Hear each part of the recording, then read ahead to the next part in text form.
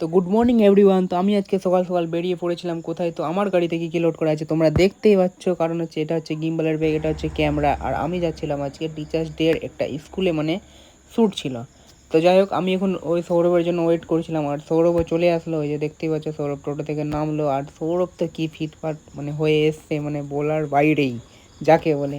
তো যাই হোক, গাড়িটা ওই চালাচ্ছে, আর আমরা কিন্তু বেরিয়ে পড়েছিলাম, আর আমরা এখন চলে আসলাম বাহারাল স্ট্যান্ডে। আর সকাল সকাল তো মানে সেরকম স্ট্যান্ডে ভিড় ছিল না, তো বলে আমরা ফাঁকা ফাঁকা বেরিয়ে গিয়েছিলাম।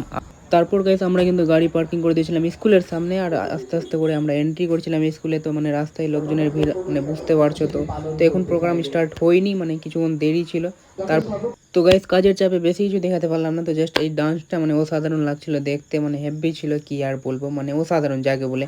তারপর গাইস আমি আরেকটা গ্রুপ ডান্স ছিল, ওটাও কিন্তু সেরা ছিল, এটার মধ্যে মানে মারাত্মকই ছিল। তো গাইস আমাদের আজকের প্রোগ্রাম কিন্তু শেষ হয়ে গিয়েছিল বলে